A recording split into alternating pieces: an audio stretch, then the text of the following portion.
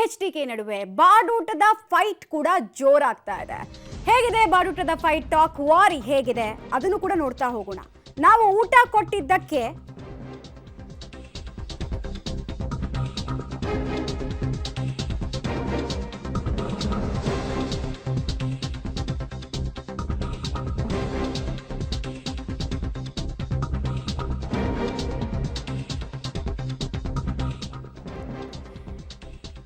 DK Shivakumar ಹಾಗೂ HDK ನಡುವೆ ಮಾತಿನ ಮಲ್ಲ ಯುದ್ಧ ಕೂಡ ಮುಂದುವರಿತಾ ಇದೆ. ಇನ್ಫ್ಯಾಕ್ಟ್ ಸವಾಲು ಪ್ರತಿ ಸವಾಲು ಅನ್ನೋ ರೀತಿನಲ್ಲಿ ಹೇಳಿಕೆಗಳು ಕಂಟಿನ್ಯೂ ಆಗ್ತಾ ಇದೆ. ನಂಬಿಕೆ ದ್ರೋಹದಿಂದ ಶುರುವಾದಂತಹ ಟಾಕ್ ಫೈಟ್ ಮುಂದಿನ ಹಂತಕ್ಕೆ ಹೋಗ್ತಾ ಇದೆ. ನಾನು ಕುಡಿದು ತೂರಾಡಿದ್ನಾ ಅಂತ ಪ್ರಶ್ನೆಯನ್ನ ಡಿಕೆ ಶಿವಕುಮಾರ್ ಅವರು ಕೇಳಿದ್ದಾರೆ. ಪಾದಯಾತ್ರೆ ಮಾಡಿ ಸುಸ್ತಾಗಿ ತೂರಾಡಿದ್ದೆ, ನಾನು ಕುಡಿದಿದ್ದಲ್ಲ ಅದು ಅಂತ ಹೇಳಿದ್ರು. ಹಾಗೆ ಸವಾಲ್ ಕೂಡ ಹಾಕಿದ್ರು, ನಾನು ಪಾದಯಾತ್ರೆ ಮಾಡಿದ ರೀತಿ ಅವರು ಕೂಡ ಮಾಡಿದ್ರೆ ಗೊತ್ತಾಗ್ತಿತ್ತು ಅವರಿಗೆ ಅಂತ. ನೋಡ್ರಿ, ಅವ್ರು ಏನಾದ್ರು ನನ್ನ ಬಗ್ಗೆ ಹೇಳ್ಕೊಳ್ಳಿ, ಜನ ಯಾರು ದಟ್ಟರಲ್ಲ. ನಾನು ತೂರಾಡ್ತೀನೋ, ನಾನು ನಡೀತೀನೋ, ಏನು ಮಾಡಿ ಯಾತ್ರೆ ಅಂತೂ ಮಾಡಿದೆ ತಾನೆ.